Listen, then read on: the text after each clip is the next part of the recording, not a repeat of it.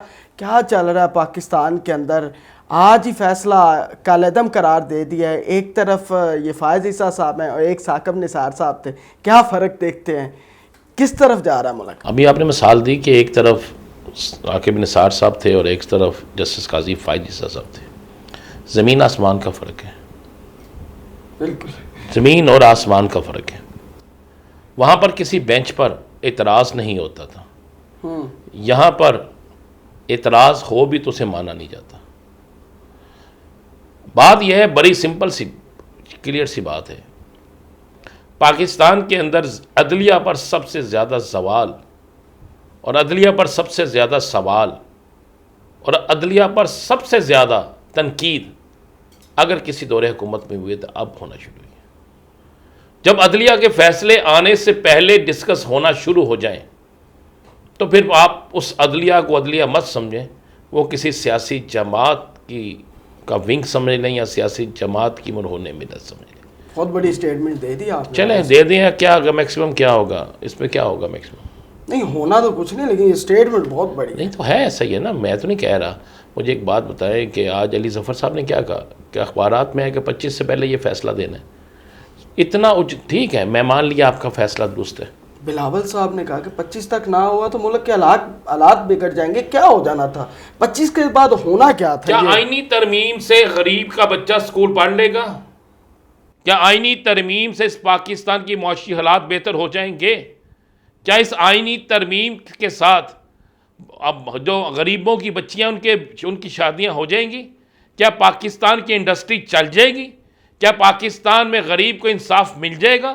کیا پاکستان کے اندر دودھ کی نہریں بہنا شروع ہو جائیں گی؟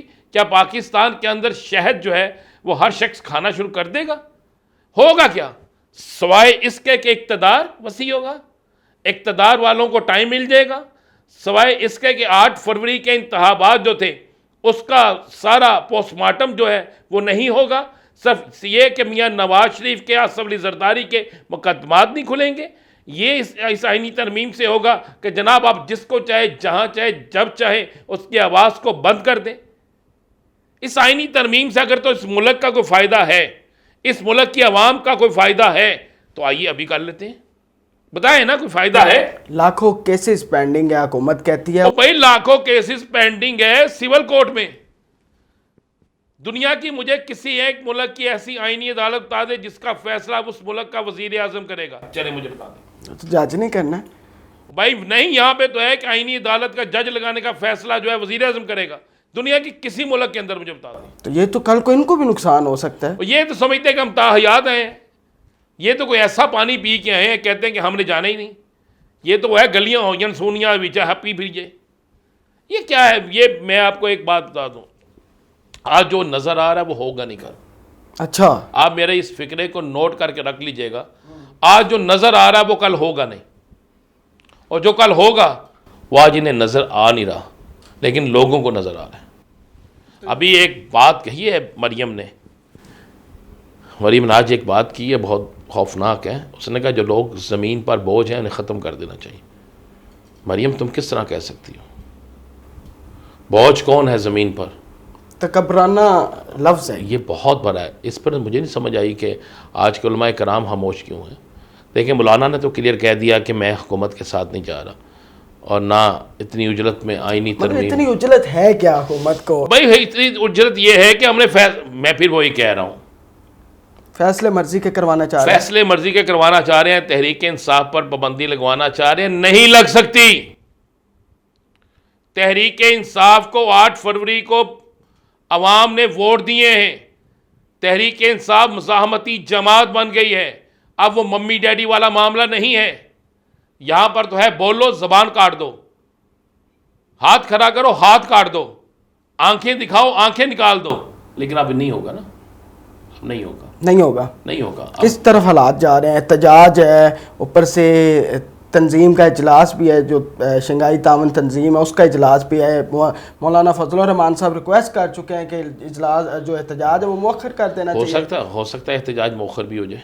لیکن عمران خان تو کہہ چکے ہیں کہ یہ برسٹر سیف صاحب تو بزدل ہیں، آپ تک کیا خبریں ہیں؟ کیا عمران خان کی بیرسٹر سیف کا کب کہا انہوں نے باقاعدہ خبریں چلیں کہ وہ بڑا غلط خبریں چلی ہیں. وہ غلط خبریں ہیں. ہمیں جب فیڈ کیا جائے گا، جب ہمیں فیڈ کر کے خبریں چلوائی جائیں گی تو وہ غلط ہوں گی.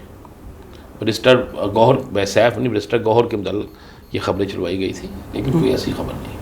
تو یہ جو ابھی امین گنڈا پور صاحب جو ہیں وہ ان کو باقاعدہ طور پہ خان صاحب کی طرف سے ہے کہ آپ نکلیں احتجاج کریں، تو یہ بھی کہا جا رہا ہے کہ یہ باقاعدہ طور پہ لاشوں کی سیاست کی جا رہی ہے. تحریک انصاف کو لاشیں چاہیے معصوموں کی. کنٹینر ہٹا دیں، پولیس کو گھروں میں بھیج دیں، وہ آئیں بیٹھیں احتجاج کریں، واپس چلے جائیں. کیا آپ کو لگتا ہے پاکستان تحریک انصاف کا ماضی اس بات کی آپ بھی گواہ ہیں کہ جب بھی پاکستان تحریک انصاف نے احتجاج کیا، کبھی پی ٹی وی پہ حملہ، کبھی پارلیمنٹ پہ حملہ، تو ابھی کیسے آرام سے اجازت دے دیں؟ یہ تو پھر کہیں نہ کہیں آپ گارنٹی دیتے ہیں کہ یہ پرامن رہیں گے؟ آپ ضمانت دیتے ہیں کہ جو آپ بات کہہ رہے ہیں وہ درست ہے؟ میں تو پچھلی خبروں پہ بات کر رہا ہوں، جو پچھلے میں جو تھا نا. تو آپ کے جھوٹ پہ بات کر رہا ہوں. مجھے ثابت کریں نا خبر کیا ہے. اس سے پہلے جو آپ مجھے ثابت کریں کہ پی ٹی وی پہ حملہ انہوں نے کیا. کون تھے یہ 9 مئی والے؟ میں کہہ رہا ہوں آپ ثابت کر دیں. میں تو کہہ رہا ہوں فوٹیجز سامنے ہیں. لائیں نا فوٹیجز، وہ مانگ رہی ہے عدالت فوٹیجز دیں یار، آپ اچھے گواہ ہیں، آپ دیں فوٹیجز. جس نے کیا اسے عبرتناک سزا ملے. کیوں نہیں فوٹیج دے رہے آپ؟ تو وہ جن کو مل رہی ہے بیٹھ کے منجر نہیں بیچنا. یہ جو ابھی کالعدم قرار ہوا ہے اور جو آرٹیکل 63A ہے اس میں باقاعدہ طور پہ ہے کہ جو پارٹی قیادت کر رہا ہوتا ہے وہ نوٹس جاری کر سکتا ہے، جو بھی ممبر جو ہے وہ منحرف ہوتا ہے، ٹھیک ہے. لیکن اس سے پہلے جو تھا اس میں یہ تھا کہ پارٹی کیڈر کے مطابق چلنا ہے. یہ آپ کو نہیں لگتا کہ یہ سیاسی جسم فروشی کی طرف چیزیں جا رہی ہیں؟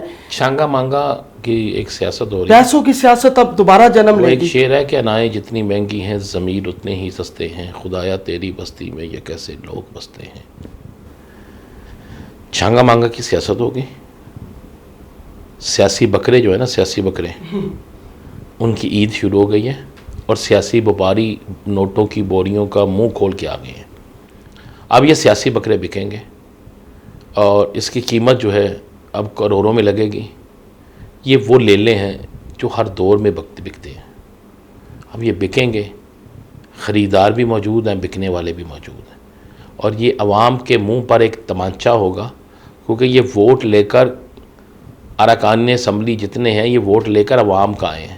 بالکل. اور عوام نے انہیں ووٹ دیا ہے. کسی نے پیپلز پارٹی کے نام پر، کسی نے مسلم لیگ نون کے نام پر، کسی نے تحریک انصاف کے نام پر، کسی نے جمعیت علماء اسلام کے نام پر. تو میں تو بڑا سیدھا سا ایک سوال ہے میرا چیف جسٹس صاحب سے کہ جناب چیف جسٹس صاحب، آپ یہ بتا دیں کہ ایک شخص ایک سیاسی جماعت کے ووٹ لے کر آتا ہے اور اس سیاسی جماعت کے لوگوں کا یہ کہنا ہے کہ ہماری امانت اس کے پاس ہے اور یہ امانت میں خیانت نہ کرے اور یہ فلاں کو ہی ووٹ دے. حدیث مبارک ہے لا ایمان لمن لا امانت لہ. وہ شخص کا ایمان نہیں جو امانتوں میں خیانت کرتا ہے. تو یہ تو امانت میں خیانت ہے. آپ کہتے ہیں جی اس کو اس کے بعد نااہل قرار دے دیں، لیکن ایک طرح اسے نااہل قرار دے کر ایک نااہل آدمی کو اس کے ووٹ کے ذریعے اہل قرار آپ دے دیں، یہ کہاں کا اصول ہے؟